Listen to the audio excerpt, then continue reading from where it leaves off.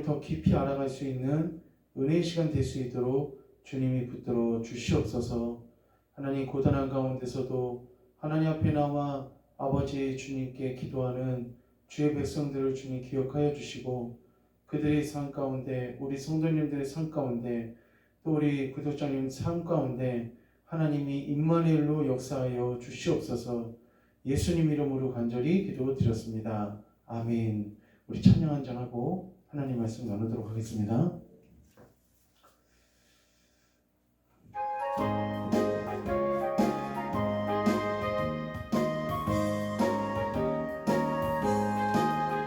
내 영혼의 햇빛 비치니 주 영광 찬란해. 이 세상 어떤 빛보다 이 빛 더 빛나네. 주의 영광 빛난 광채 내게 비춰 주시옵소서. 그 밝은 얼굴 배울 때 나의 영혼 기쁘다. 내 영혼에 노래 있으니 주 찬양합니다. 주 귀를 기울이시사 다 듣고 계시니 주의 영광 빛난 광채 내게 비춰 주시옵소서. 그 밝은 얼굴 배울 때 나의 영혼 기쁘다. 내 영혼의 봄날 되어서 주 함께 하실 때 그 평화 내게 깃들고 그 은혜 꽃피니 주의 영광 빛난 광채 내게 비춰 주시옵소서. 그 밝은 얼굴 배울 때 나의 영혼 기쁘다. 내 영혼에 희락이 있고 큰 소망 넘치네. 주 예수 복을 주시고 또 내려주시네. 주의 영광 빛난 광채 내게 비춰 주시옵소서.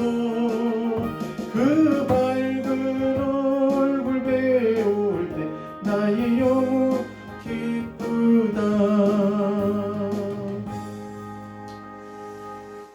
자, 오늘 하나님 말씀 우리 함께 나누겠습니다. 오늘 함께 나누실 말씀은 우리 요한복음 1장 우리 1장 31절에서 우리 31절에서 33절까지입니다. 제가 한번 읽도록 하겠습니다. 나도 그를 알지 못하였으나 내가 와서 물로 세례를 베푸는 것은 그를 이스라엘에 나타나려 함이라 하니라. 요한이 또 증언하여 이르되 내가 보매 성령이 비둘기같이 하늘로부터 내려와서 그의 위에 머물렀더라. 나도 그를 알지 못하였으나 나를 보내어 물로 세례를 베풀라 하신 그이가 나에게 말씀하시되 성령이 내려서 누구 위에든지 머무는 것을 보거든 그가 곧 성령으로 세례를 베푸는 이인 줄 알라 하셨기로. 아멘. 자, 오늘 우리 성령 세례에 대해서, 성령 세례는 이 성령 세례는 연속인가 이 단회인가, 그러니까 우리가 성령 세례는 연속적으로 일어나는 일인지 아니면은 딱 단회로 한 번에 끝나는 일인지, 우리가 설교를 들을 때라든지 또는 아니면은 우리가 하나님 앞에 성경 말씀을 읽고 묵상하다가 이런 의문을 가지고 이런 의문을 생각할 때가 많이 있습니다. 그럼 우선적으로 우리가 이 성령 세례는 과연 성경에 있는 내용인 것이고, 또 과연 성령 세례는 우리가 이 물 세례와 같이 또 하나의 세례로 존립하고 있는 것인지, 우리가 오늘 읽었던 이 성경 말씀 요한복음 1장을 보면은 알 수가 있습니다. 그러니까 성령 세례는 누가 만들어서 어떤 목회자나 어떤 신학자가 이 성령 세례라는 이 문구와 이 단어를 만든 것이 아니라 분명히 요한복음 1장에 보면은 성령 세례라는 이 자체가 있다는 것이 증명이 됩니다. 읽었던 말씀 1장 30절, 1장 33절에 보니까 성령이 내려서 누구 위에든지 머무는 것을 보거든 그가 곧 성령으로 세례를 베푸는 이인 줄 알라 하셨기에 아멘. 여기서 이제 성령으로 세례라고 됐습니다. 성령으로 세례. 그러니까 성령 세례라는 것은 분명히 성경적으로도 분명히 말씀적으로도 있는 것입니다. 그러니까 우리가 이 시대에 가끔 보면은 물세례에 대해서는 이제 우리가 인정을 하고 또 물세례에 대해서는 우리가 많이 이제 익히 알고 나누고 이러고 있지만은 성령 세례에 대해서는 왠지 좀 이렇게 그것에 대해서 과연 성경이 있는 것인지 또 성경 가운데 그런 말씀이 있는 건지 잘 모르고 우리가 지나갈 때도 있고 또 오해를 할 때도 있습니다. 그러나 분명히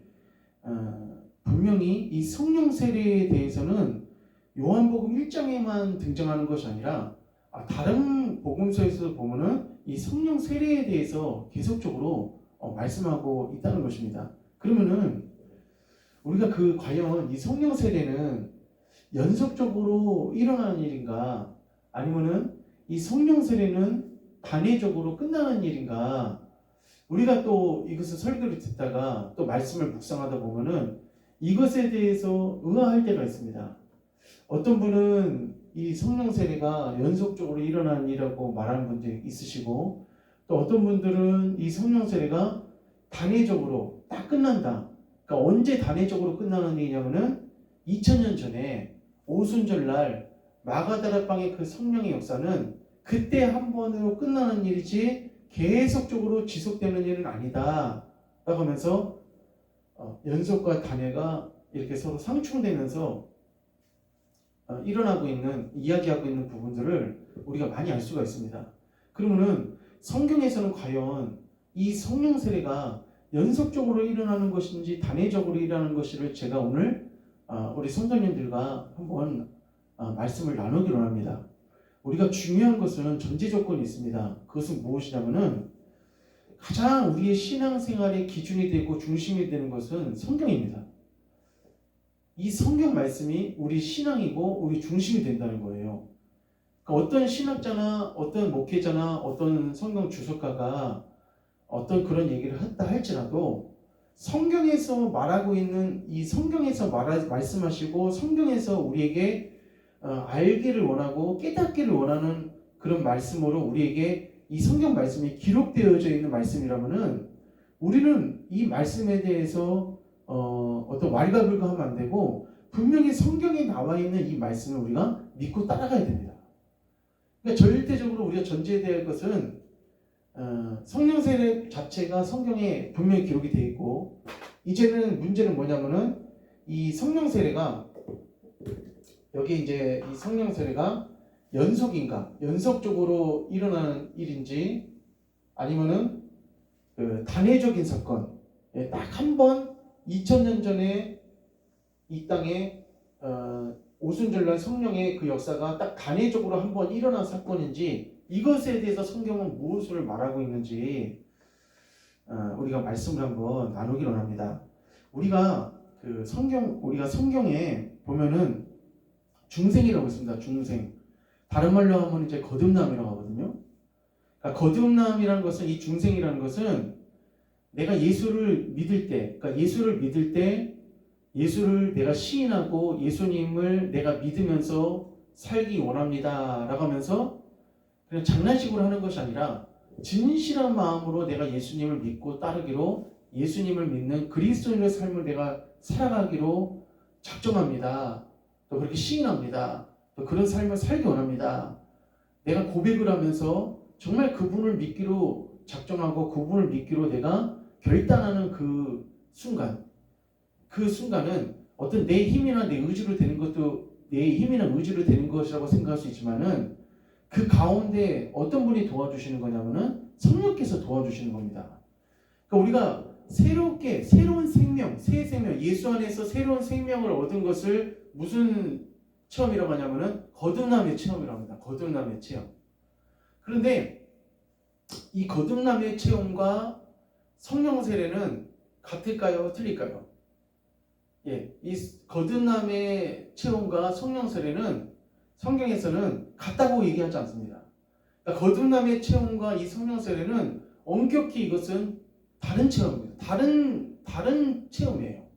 그러니까 거듭남을 내가 받았다고 해서, 그러니까 거듭남의 그 받은 상황 가운데서 거듭남은 어떤 지정의로, 내 의지로, 내 힘으로 되는 것이 아니라 그 거듭남의 역사는 주님의 선물이고 성령의 역사입니다. 그렇지만은 거듭남을 받은 그 사건이 성령 세례를 받은 사건과는 완전히 틀리다는 거예요. 왜 그러냐면은 성령 세례는 우리가 또 신앙생활이라든지 또 우리가 사역을 감당한다든지 우리가 영적 싸움을 감당하기 위해서, 영적 싸움을 하기 위해서, 사탄 마귀와 영적 싸움을 하기 위해서 그때 성령께서 주시는 이 능력, 또 성령께서 부어주시는 것을 무엇이라고 하냐면은 성령 세례라고 합니다. 그러니까 거듭남은 내가 예수 믿고 구원받아서 새로운 생명을 얻을 때 얻는 체험이 거듭남의 역사고, 그것도 이제 성령의 주권에서 일어나는 일이고, 또 두 번째로 우리가 신앙생활과 또 내 사명을 감당하고 또 나에게 주신 그 구원을 지키기 위해서 우리가 달려나갈 때 영적 싸움이 필요합니다. 근데 그 영적 싸움을 해 나갈 때 그때 또 하나의 한 번에 또 주시는 세례가 무엇이냐면은 바로 성령 세례라는 것입니다.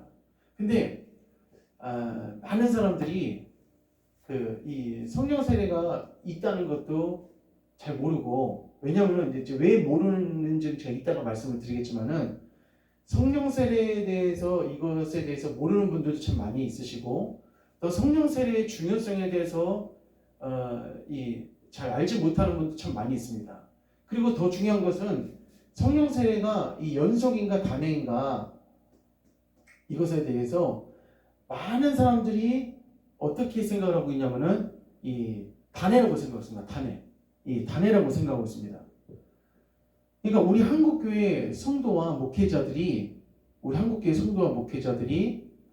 이 성령설의 단회론에 빠져 있어서, 그리고 성령의 인도하신 가운데서 살아가지 못하게 하는 이 중요한 세 가지 이유가 있습니다. 그러니까 우리나라 가운데 대부분의 이 사람들 가운데서도 또 어떤 특정한 분야에 있는 사람들도 여러 가지 각기 의견들을 다 나타내지만은 우리 한국 교회가 성령의 그런 놀라우신 은혜와 또 성령이 놀라우신 그 인도하신 가운데 정말 그 충만한 하나님의 그 사역 가운데 우리가 살아가지 못하는 이유가, 이 성령의 세례가 단회다라고 생각하는 그 단회론에 빠져 있기 때문에 우리가 더 놀랍게 하나님 은혜 가운데 성령의 인도하신 가운데 우리가 나아가지 못하고 있다는 것입니다.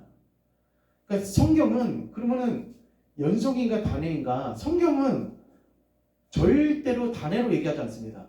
성경은 우리에게 성령 세례가 2000년 전에 한 번 끝난 것이 한 번 끝났다. 2000년 전에 한 번 받고 끝났다.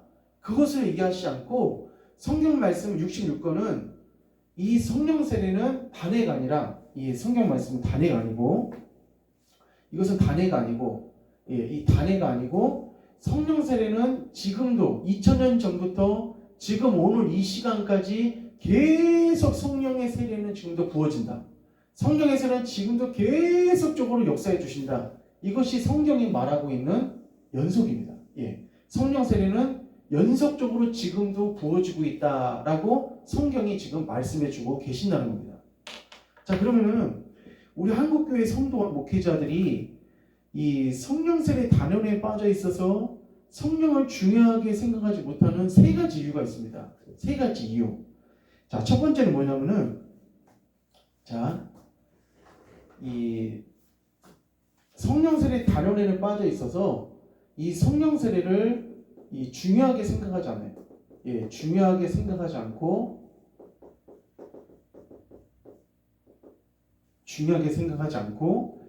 그리고 또 성령의 인도하심을, 그리고 성령의 인도하심과 또 성령을 받아야 하는 그 이유를 이 성령 세례를 중요하게 생각하지 않는 그 이유가 안 받아도 된다는 그 이유가 세 가지가 있습니다. 세 가지. 그 첫 번째는 뭐냐면은, 성령 세례를 중요하게 생각하지 않는 그 첫 번째는 뭐냐면은, 바로 이 신학교에 있습니다. 신학교. 예. 이 신학교에 상당히 많은 신학교와 그리고 많은 신학교의 그 교수분들이 이 성령에 대해서 잘 많이 이야기를 하지 않습니다. 저도 7년 동안 이제 신학을 공부하고 또 하나님 말씀을 가르침을 배웠지만은, 신학교를 다니면서 성령에 대해서, 성령론에 대해서 잠깐 이야기를 하고 어떤 수업을 받긴 합니다. 그런 수업이 있긴 하지만은 이것이 심도 있게 들어가지 못하고 그냥 지식적인 어떤 하나의 교과목으로 그냥 끝날 때가 굉장히 많이 있습니다. 그리고 그 성령에 대해서, 또 특별히 성령 세례에 대해서는 거의 언급 자체가 없고, 또 성령 세례를 이야기한다 할지라도 굉장히 모호하게 얘기한다든지, 그리고 단회론으로 끝날 때가 많이 있습니다. 단회로 끝날 때가 많이 있고, 그리고 2000년 전에만 성령을 부어주셨지, 그때 부어주시고 그것으로 이제 이어지는 거지, 지금 이 시대에 성령이 계속 부어지는 것은 아니다. 아니다. 하면서 이제 성령에 대해서 더 이상 이 시대에 그렇게 받아야 되고, 또 그것을 간구해야 되고, 이것에 대해서 이야기를 하지 않습니다. 그러니까 목회자는 어떻게 배출이 되냐면은, 우리나라의 시스템으로 봤을 때는 신학교로 가야 됩니다.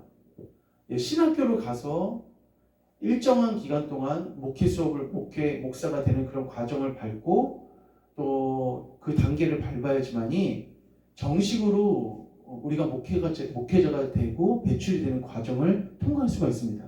물론 우리나라는 이제 군수신학교라든지 특별히 이제 인가받지 못하는 그런 신학교도 있습니다. 이제 그런 신학교를 통해서 우리가 목사로 임명 대신 세움을 받는 분들도 있습니다. 그렇지만은 보편적으로 우리가 신학교를 나와야지만이 목사가 되는 그런 시스템이 있다 보니까, 대부분의 신학교와 그리고 신학 교수님들이 이 성령 세례가 연속적으로 지금 이 시대에도 계속 우리가 부어지고 그것을 받아야 되고 그것을 간구해야 된다는 그것을 그렇게 가르치질 않습니다. 다른 주경신학이라든지 조직신학이라든지 성경신학이라든지 일반적인 역사신학이라든지 구약신학, 신약신학 하면서 이제 다른 챕터라든지 다른 어떤 말씀 연구에 대해서는 굉장히 많이 이야기를 하시는데, 학문적으로 그것도 얘기를 하시죠. 그렇지만은 이제 여기 등장하는 성령 세례에 대해서는 거의 이것은 많이 언급을 하지 않습니다. 이제 이렇다 보니까 그 이제 신학교를 나오신 모든 그 목사님들, 그러니까 신학교를 나오신 그 목사 후보생들이라든지 전도사님들이 그렇게 이 성령 세례에 대해서 굉장히 중요하게 생각한다든지 이것에 대해서 갈급하지 않습니다. 그리고 또 제가 하나의 예로 그 개혁주의 교리학을 집필하신 박윤선 박사님이라는 분이 계십니다. 우리 한국에 보면 박윤선 박사님 모르는 분이 없을 정도로 굉장히 많은 분이 아시죠. 근데 그 박윤선 박사님이 이런 말씀을 하셨습니다. 오순절 성령 강림은 영구한 교회를 위하여 단회성을 띈 사건이다라고 그 개혁주의 교리학에 보면 이렇게 기록이 되어 있습니다. 그러니까 이 박윤선 박사님이 뭐라고 말씀하셨냐면은, 오순절 성령 강림의 그 사건은 성령 세례의 그 사건은 단회성이다. 그때 그 오순절 마가다락방에 성령이 임한 그 사건은 단회성으로 임한 것이고 교회의 영구적인 그 사건으로 그때 임한 사건이다라고 그 박사님이 그렇게 신학생들한테 많이 가르쳤습니다.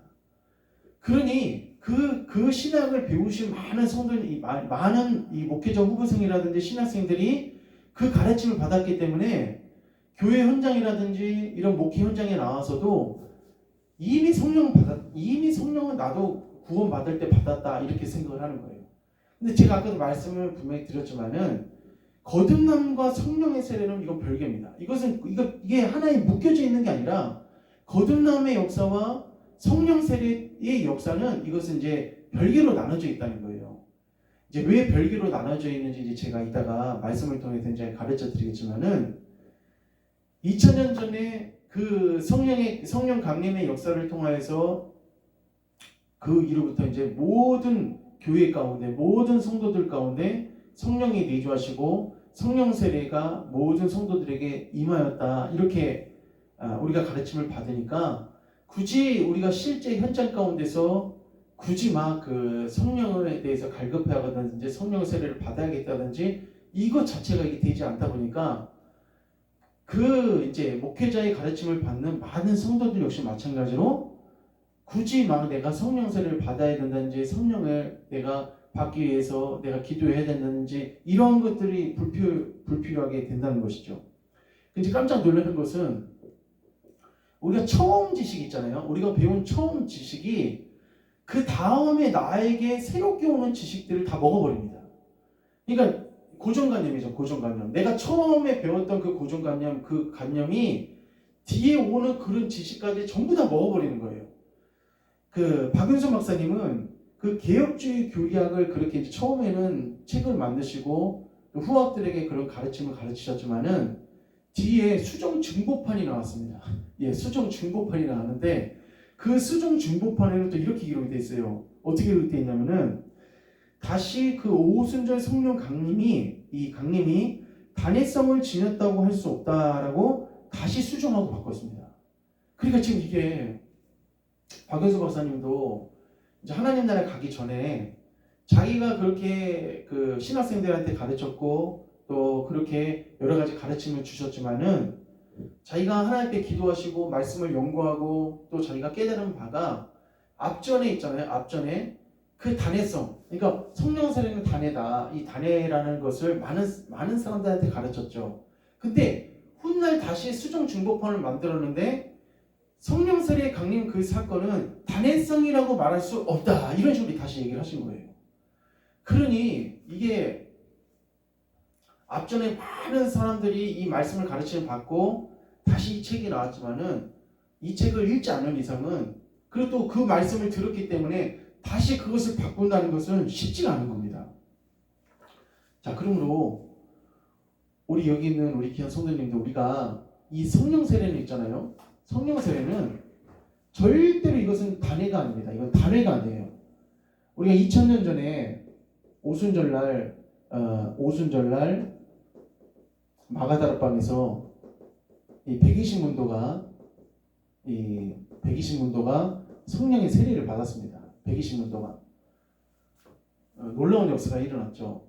이 마가다락방에서 120문 성도가 이 성령 세례를 받고 난 다음에 그들은 전에는 로마 군병들이라든지 대제사장이라든지 또 그 당시 바리새인이라든지 그런 사람들의 눈을 피해서 방에 은둔하면서 또 베드로를 중심으로 해서 물고기 잡으러 가는 그런 생활도 하면서 예수님께서 3년 6개월 동안 제자들을 가르치시고 또 귀신을 쫓아내시고 병든 자를 고치시고 여러 수많은 기적을 베풀어 주시고 또 그렇게 사역의 본을 보이셨던 것은 단지 물고기 잡으러 가라고 그렇게 물고기 잡는 사람으로 다시 그 현장 가운데를 가게끔 하기 위해서 그런 일들을 하셨던 것은 절대로 아닙니다. 근데 제자들은 예수님을 보고 예수님을 만지고 예수님의 행하신 사역을 모든 걸 다 지켜봤지만은 결정적인 것이 없었는데 그것이 뭐가 없었냐면 바로 이 성령 세례가 없었다는 겁니다. 성령 세례. 근데 사도행전 2장에 이 오순절날 마가다락방에 성령 체험을 하고 난 다음에 완전히 180도로 바뀌었어요. 완전히 바뀌었습니다.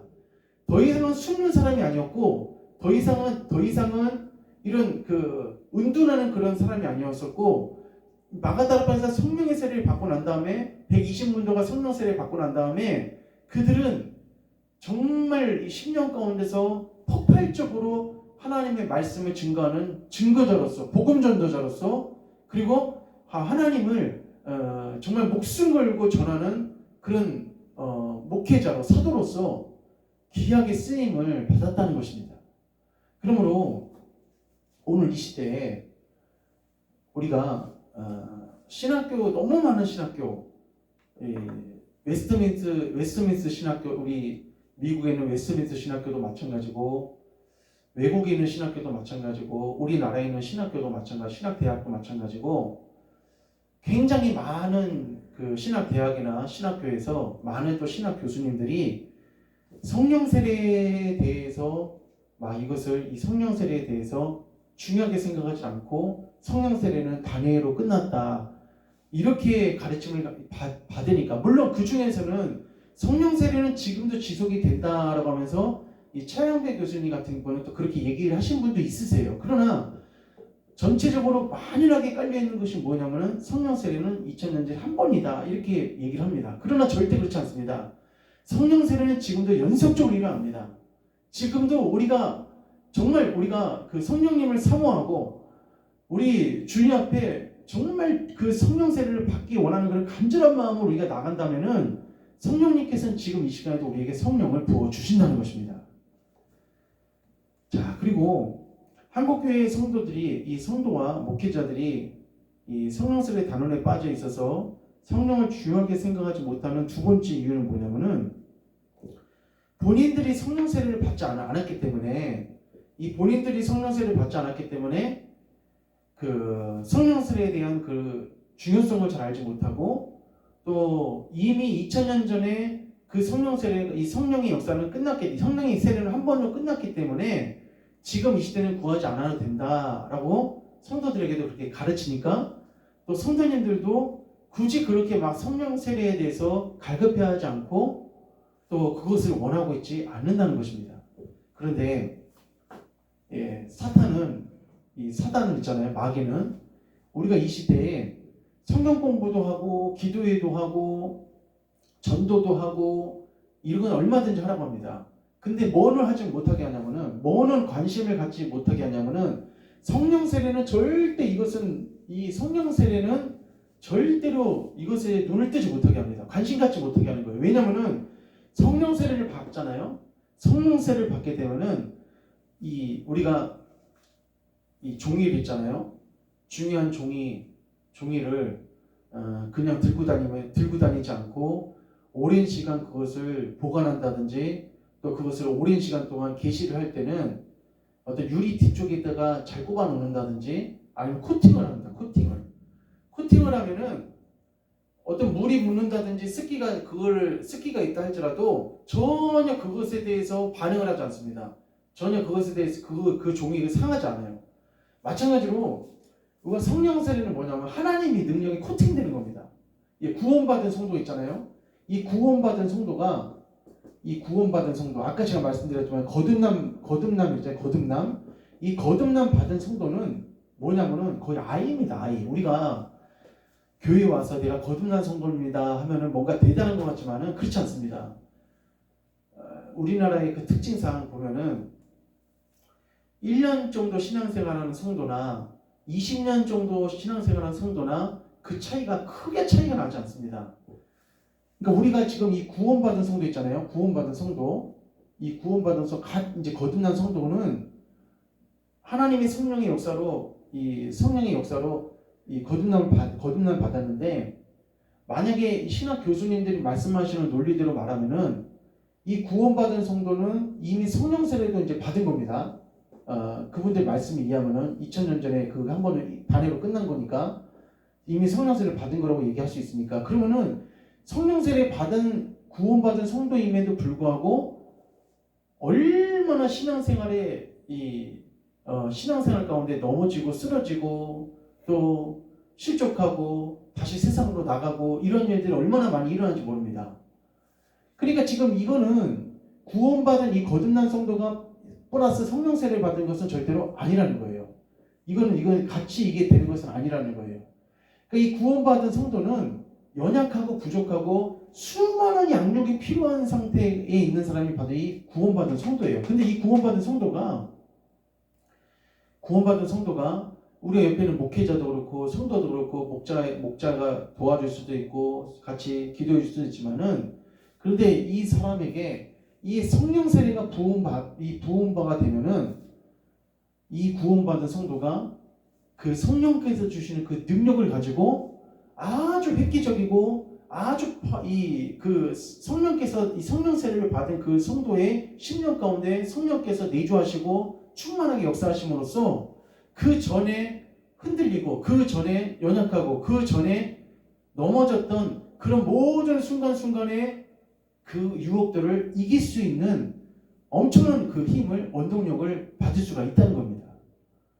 자, 이것이 그러니까 우리가 두 번째 이유가 목회자들 역시, 그러니까 두 번째 이유가 목회자들이 받지 못하니까, 이 성령세를 못 받으니까 그 다음 성도들에게도 어떻게 하냐면은 이것을 받으라고 권유하지도 않고 이야기하지도 않습니다.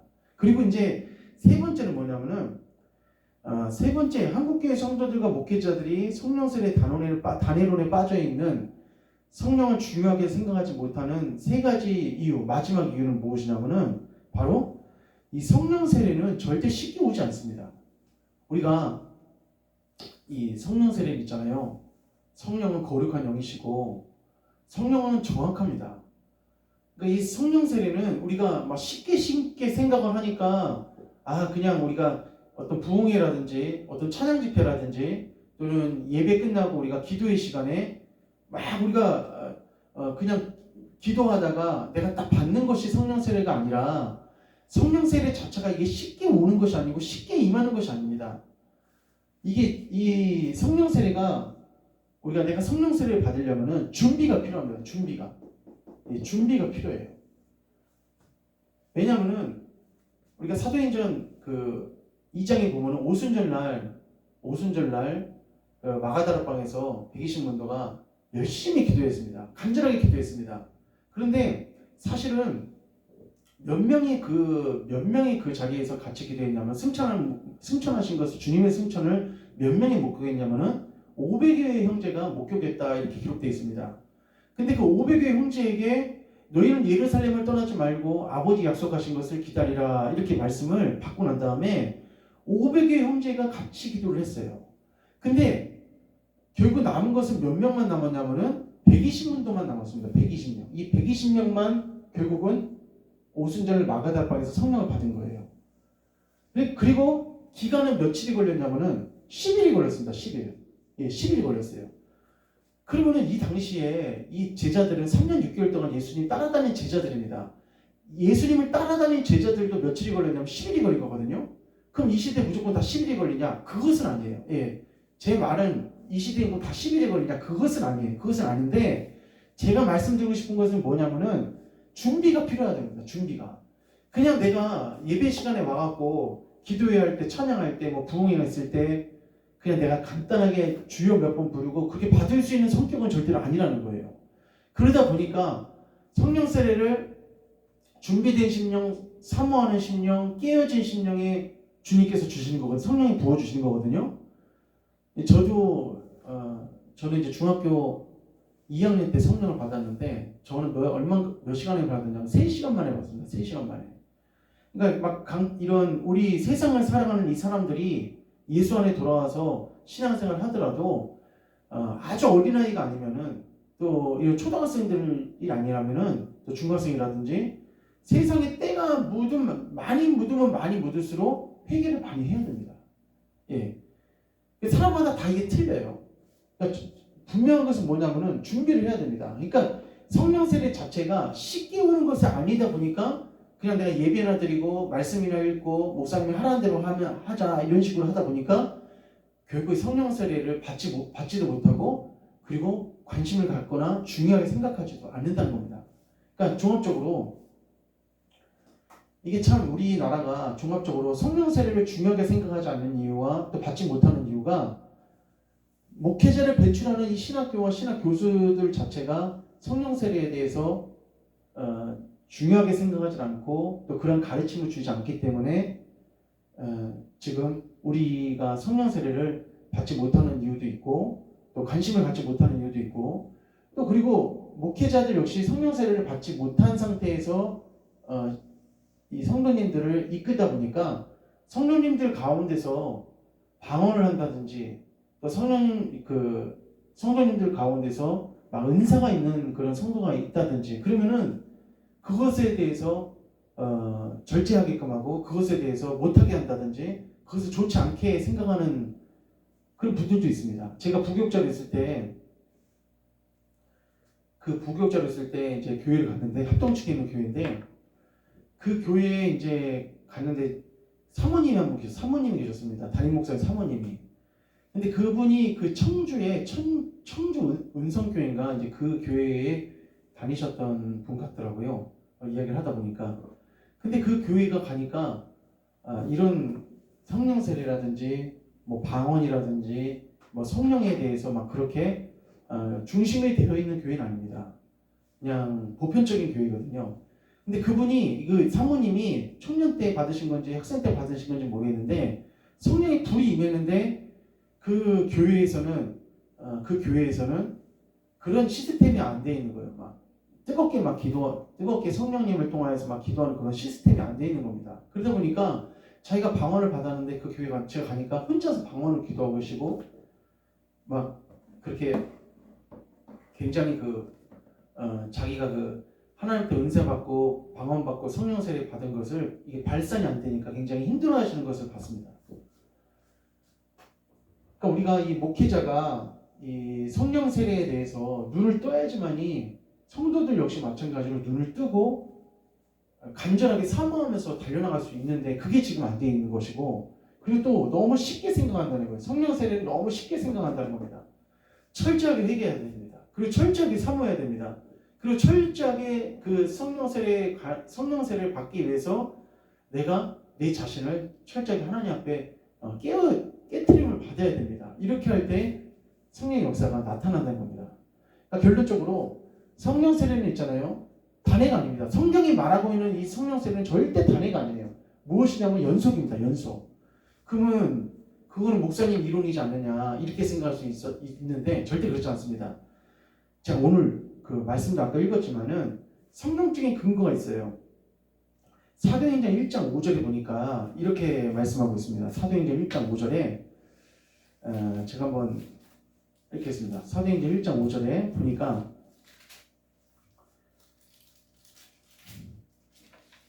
자 1장 5절에 요한은 물로 세례를 베풀었으나 너희는 몇 날이 못되어서 성령으로 세례를 받으리라 하셨느니라. 아멘. 자 1장 5절에 요한은 물로 세례를 베풀었으나 너희는 몇 날이 못되어 성령으로 세례를 받으리라. 그러므로 자 연속적 성령 세례는 연속이다. 이 근거 첫 번째 근거는 뭐냐면은 사도행전 1장 5절에 보면은 너희는 몇 날이 못되어 성령으로 세례를 받으리라. 이미 제자들은 구원을 받았을까 안 받았을까? 구원 받았죠. 근데 구원을 받았는데 구원 받을 때 우리가 성령 세례가 받았다면은 굳이 예수님께서 너희는 몇 날이 못되어 성령을 받으리라 이렇게 할 필요가 없는 거예요. 그래 이 단회는 있잖아요. 잘못된 겁니다. 이 단회는 아닌 거예요. 우리가 이 거듭났을 때 있잖아요. 예수님 믿고 거듭났을 때 그때 같이 성령 세례를 받는다. 이것은 아니라는 거예요. 그러면은 제자들은 3년 6개월 동안 예수님을 따라다니는데 예수님을 있잖아요. 예수님을 믿고 그들이 구원 받았을 때 같이 성령 세례를 받아야 되는데 이미 성령 세례를 받았으면 굳이 예수님이 이런 할 필요가 없는 거죠. 그리고 두 번째는 두 번째 성경적인 근거는 어디에서 등장하냐면은 사도행전 7장 37절에 보면 있습니다. 사도행전 7장 37절에 7장 37절에 보면은 제가 한번 읽겠습니다. 자, 사도행전 7장 37절에 보면 이스라엘 자손에 대하여 하나님이 너희 형제 가운데서 나와 같은 선지자를 세우리라 하던 자가 곧 이 모세라. 시내산에서 말하던 그 천사와 우리 조상들과 함께 광야교회에 있었고 또 살아있는 말씀을 받아 우리에게 주던 자가 이 사람이라. 자, 그러면서 자, 우리 사도행전 11장 17절에 한번 또 보겠습니다. 11장 17절. 자, 11장 17절입니다. 자, 11장 17절에 보니까 자, 그런즉 하나님이 우리가 주 예수 그리스도를 믿을 때에 주신 것과 같은 선물을 그들에게 주셨으니 내가 누구이기에 하나님을 능히 맡기느냐 하더라. 아멘. 그러니까 사도행전 11장 17절에 사도행전 11장 17절에 보면은 처음에 우리에게 주셨던 것 같은 그 성령을 지금 누구한테도 줬다고 말씀하고 있냐면은 고넬료 집안에 있는 사람들에게도 성령을 내려 주셨다는 겁니다. 그러니까 성령은 한 번 끝나고 그것으로 단회로 끝난 것이 아니라 계속적으로 연속적으로 이어진다는 거예요. 자, 그리고 또 있습니다. 자, 사도행전 우리 19장 2절에 보면은 사도행전 19장 2절에 보니까 이르되 너희가 믿을 때에 성령을 받았느냐 이르되 아니라 우리는 성령의 계심도 듣지 못하였느니라. 그러니까 바울이 지금 어디 지방으로 왔냐면은 에베소 교회, 이 에베소 지방에 있는 에베소 교회로 왔습니다. 근데 이 에베소 교회에 가보니까 이들이 바울 사도는 이제 성도들을 양육을 많이 한 사람이기 때문에 성도들의 그 상태를 보면은 이 사람이 성령 받은 사람인지 성령 받지 못하는 사람인지를 알 수가 있습니다. 근데 딱 보니까 에베소 교회에 있는 이 성도들이 성령을 받지 못한 것 같아요. 그래서 너희가 믿을 때에 성령을 받았느냐 하고 물어보니까 여기서 이 사람들이 이런 말을 합니다. 충격적인 말을 해요. 어떤 말을 하냐면은 받았냐 이르되 아니라 우리는 성령의 계심도 듣지 못하였노라 라고 했어요. 성령의 계심도 듣지 못하였노라. 그러니까 에베소 교회에 있는 우리 성도들은 구원받은 성도들인 것은 확실히 맞습니다. 예, 이 구원받은 성도들은 맞아요. 왜냐면은 19장 1절에 보니까 아볼로가 고린도에 있을 때 바울이 윗지방으로 다녀 에베소에 와서 어떤 제자들을 만나라고 했거든요. 제자가 있기 때문에 이미 예수님을 믿는 사람들입니다. 근데 이 예수님을 믿는 사람들이지만은 이 사람들이 무엇을 받지 못했냐면은 성령 세례를 받지 못했다는 겁니다. 그래서 바울이 6절에 바울이 그들에게 안수하며 성령이 그들에게 임하심으로 방언도 하고 예언도 하니 모두 12사람쯤 되리라 하면서 그들에게 무슨 세례가 임했냐면 성령의 세례가 임했다는 거예요. 그리고 우리 한 말씀만 더 한번 찾아보겠습니다. 요한복음 20장 한번 보면은 요한복음 20장입니다. 요한복음 20장. 자, 요한복음 20장. 자, 요한복음 20장. 자, 20장 22절 보면은 자, 요한복음 20장 22절입니다. 자, 요한복음 20장 22절 한번 읽겠습니다. 시작. 이 말씀을 하시고 그들을 향하사 숨을 내쉬며 이르시되 성령을 받으라. 아멘. 제자들이 성령을 받았으면 예수님이 굳이 또 성령을 이렇게 받지 않았으니까 받으라고 한 거거든요. 그러니까 그 제자들은 아직 성령을 받지 않은 상태라는 거예요. 그러니까 처음에 구원과 동시에 그들에게 성령이 내리시지를 않았다는 겁니다. 그리고 또 한번 우리 말씀을 찾아보겠습니다. 아까 그 말씀인데 제가 그 말씀을 마태복음 7장 37절이 아니고 37절이 아니고 7장 우리 39절입니다. 39절. 자, 요한복음 7장 39절 한번 읽겠습니다. 이는 그를 믿는 자들이 받을 성령을 가리켜 말씀하신 것이라. 예수께서 아직 영광을 받지 않으셨으므로 성령이 아직 그들에게 계시지 아니하시더라. 아멘. 자, 요한복음 7장 39절에 보니까 성령이 아직 그들에게 계시지 아니하시더라 이렇게 나와 있어요. 그러니까 이 제자들은 아직 성령을 받지 못한 겁니다. 그러니까 거듭남 중생으로서의 성령을 받았지만은 능력으로서의 성령, 사역으로서의 성령, 영적 전투를 할 수 있는 그 성령을 받지는 못했다는 거예요. 그러므로 우리가 오늘 이 시대에 우리 성도님들 우리가 구원받은 것으로만 만족하면 안 되고 우리도 하나님 앞에 또 우리 성령님께 사모하는 마음을 가지고 우리가 성령 세례 받기를 우리가 구해야 됩니다. 성령 세례 받기를 우리가 하나님 앞에 기도해야 됩니다.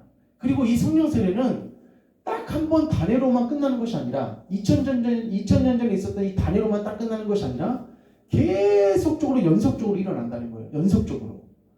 그러니까 내가 한 번 성령 세례 받았다고 해서 그것이 끝나는 것이 아니라 계속 그것이 우리에게 성령께서 계속 우리에게 성령의 기름 부음은 계속 지금도 일어나고 있다는 겁니다. 그러므로 오늘 이 성령 세례는 연속인가 단회인가에 대해서 우리가 말씀을 나누는데 우리 성도님들 우리는 아까도 말씀을 드렸지만은 어떤 신학자나 어떤 목회자나 어떤 성경 주석가가 얘기하는 것이 중심이 아니라 우리는 누가 중심이 되어야 되냐면은 성경이 말하는 것에 중심이 되어야 됩니다. 성경에서 이렇게 기록이 되어 있다면은 이 기록되어 있는 성경의 말씀을 우리가 믿고 따라가야 됩니다. 그러므로 절대로 우리가 이 시대에 정말 악한 시대고 말세지만을 살아가는 이 시대입니다.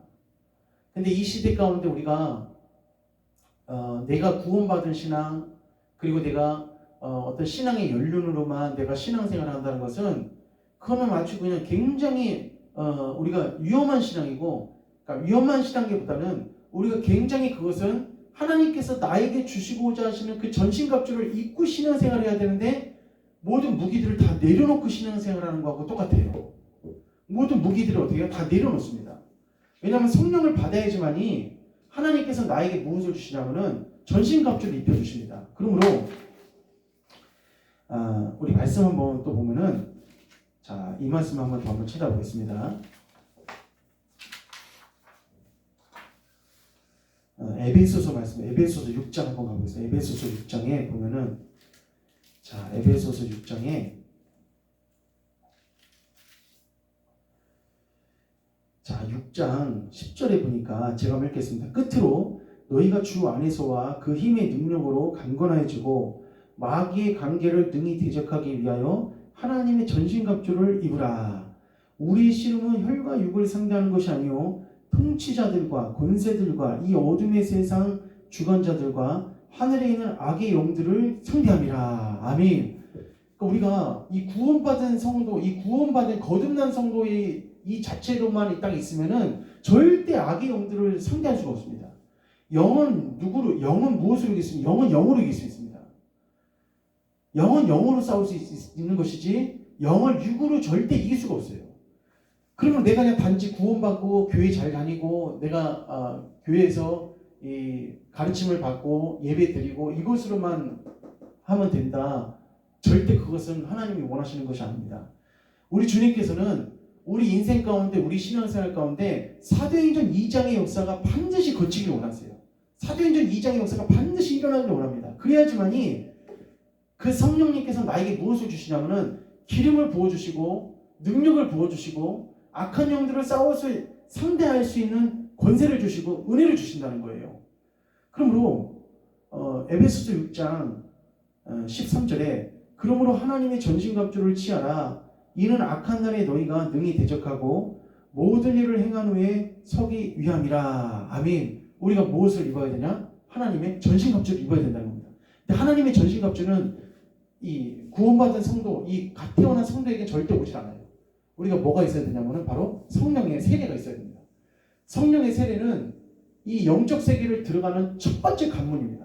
성령 세례를 받은 것으로 끝난 게 아니에요. 성령 세례를 받고 난 다음에 하나님께서는 우리 성령께서는 나에게 계속해서 이 영적 전투를 하고 영적 세계에서 더 깊이 들어갈 수 있도록 우리에게 안내해 주시고 역사해 주십니다. 그런즉 서서 진리로 너희 허리를 띠고 의호 후신경을 붙이고 평안의 복음에 준비한 것 신을 신고 모든 권위 믿음의 방패를 가지고 이로써 능히 악한 자의 모든 불화살을 소멸하고 17절에 보면은 구원의 투구와 성령의 검 곧 하나님의 말씀을 가지라. 아멘. 이렇게 말씀하시고요. 자, 오늘 이 말씀 오늘 들으시고 우리 사랑하는 성도님들 또 우리 구독자 여러분들 성령님을 사모하시길 바랍니다. 성령님을 사모하시고 그리고 성령님을 성령 세례를 받으신 분들은 더 그분이 어떻게 해요? 내 안에 내주하시고 성령 충만함으로 함께 하셔서 더 주님 앞에 우리가 영광 올려 드릴 수 있는 그런 삶을 살아갈 수 있도록 계속적으로 성령의 기름 부으신 가운데 우리가 살아갈 수 있게 해달라고 주님께 더 기도하시고, 아직 성령 세례를 받지 못하신 분들은 이런 말에 옛날 단회적으로 있잖아요. 이 단회다. 이게 단회 한 번이다.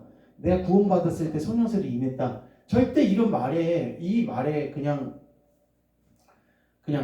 만족해하지 마시고 이 말에 내가 그냥 이 말을 그냥 믿지 말고 성경에 있는 말씀을 우리가 믿어야 됩니다. 우리가 성령님을 사모하고 성령 세례를 달라고 나에게 그 성령 세례가 임하게 해달라고 우리가 기도해야 된다는 거예요. 저도 중학교 1학년 때까지 교회를 다녔지만은 중학교 2학년 때 성령 세례를 받았거든요. 성령 세례를 받았는데 그 이전에는 성령 세례라는 말 자체도 들어보지도 못했고 성령 세례를 받아야 된다고 누가 저한테 얘기해주는 사람도 그렇게 많지 않았습니다. 물론 제가 과거를 돌이켜보면은 성령 세례에 대해서 제가 더 관심을 갖지 못하고 주의를 기울이지 못한 제가 더 잘못이지만은, 어쨌든 제가 성령 세례에 알게 되고 또 그것을 받아야 된다고 말했을 때 그 기회를 놓치지 않고 받았던 것이 저의 신앙생활과 저의 주님을 믿고 따라가는 그 삶 가운데 얼마나 큰 축복이고 얼마나 큰 은혜였는지 모릅니다. 그러므로 자꾸 의심하고 또 자꾸 반의론이다, 안 받아도 된다, 괜찮다, 이것에 대해서 절대 그것에 대해서 관심 갖고 또 거기에 대해 마음 뺏기지 말고 더 우리가 성령 받기 위해서 어떻게 해요? 갈급한 마음으로 우리가 달려나가야 됩니다. 바울은 이런 말을 했습니다. 로마서 1장 11절 보니까 내가 너희 보기를 간절히 원하는 것은 어떤 신령한 은사를 너희에게 나누어 주어 너희를 어떻게 하려 함이니? 경고케 하려 함이니 라고 되어 있어요. 경고케 하려 함이니. 그러니까 이 성령 세례는 우리의 신앙을 어떻게 해주는 능력이 있냐면 경고케 해주는 역사가 일어납니다. 그러니까 바울은, 이 사람은 자기가 직가에 있을 때 아나니아를 통해서 뭘 받은 사람이냐면 성령 세례를 받은 사람, 자기 눈의 비늘이 벗겨진 사람이에요. 자기가 그 직가에 있을 때 아나니아를 통해서 성령 세례를 받고 난 다음에 그 사람은 그 이후로 그의 이제 그 인생 그 다음부터는 누구의 인도 가운데, 누구의 인도하신 가운데 삶을 살아갔냐면은 성령이 인도하신 가운데 삶을 살았던 사람이 바로 사도 바울입니다. 절대적으로 자기 신앙생활 가운데 성령이 인도하신과 성령의 능력이 가장 필요하다는 것을 누가 알고 있었냐면 바로 이 사도 바울이 알고 있었다는 겁니다. 그뿐만이 아닙니다. 사도 바울은 고린도전서 2장 3절에 보니까 내가 너희 가운데 거할 때 약하고 두려워하고 심히 떨어노라 라고 되어 있어요. 사도 바울은 무엇 때문에 떨었냐? 이 사람은 떨 필요가 없는 사람이에요. 이 사람은 히브리어, 헬라어, 아람어부터 시작해서 율법에 통달한 사람입니다. 근데 이 사람이 떨 이유가 뭐가 있겠습니까? 근데 이 사람이 떨었던 이유가 뭐냐면은 바로 4절입니다. 4절. 2장 4절에 내 말과 내 전도함이 설득력 있는 지혜의 말로 하지 아니하고 다만 성령의 나타나심과 능력으로 하여. 아멘. 성령의 나타나심과 능력으로 하여 라고 해서 자기가 떨었던 이유는 뭐가 안 나타날까 봐 떨었냐면은 성령이 자기와 함께하지 않고 성령이 자기가 하는 사회 가운데 나타나시지 않을까 봐 그것 때문에 떨었다는 거예요. 그러니까 바울은 성도에게, 목회자에게 가장 무엇이 중요하다는 것을 알았는데 그것이 무엇이냐면 바로 성령 세례였다는 겁니다. 그러므로 오늘 제가 이 말씀을 드렸는데 오늘 우리 귀한 성도님들과 우리 구독자 모든 여러분들이 이 성령 세례를 절대 간과해서는 안 됩니다. 절대 이 성령 세례를 받지 않으면은 눈이 안 열려요. 절대 이 영안이 열어지질 않습니다. 그러니까 오늘 이 시간 사모하시고 갈급해 하셔서 우리가 정말 간절하게 정말 주님 말씀을 믿고 성령을 사모하시고 성령 세례를 달라고 간절히 기도하는 우리 모든 우리 주 안에 우리 하나님의 자녀들 다 되시기를 주님의 이름으로 간절히 축원합니다. 기도하겠습니다. 하나님 아버지, 오늘도 저희들에게 귀한 날, 은혜의 날, 축복의 날 허락하여 주셔서 하나님의 귀한 말씀으로 내 영혼을 무장시켜 주시니 감사합니다.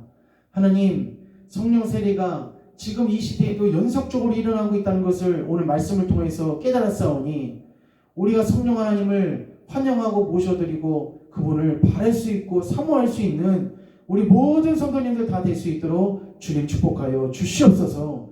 하나님, 정말 뜨겁고 갈급한 마음으로 그 성령을 사모하고 성령 세례를 받기 위하여 정말 포기하지 않고 끝까지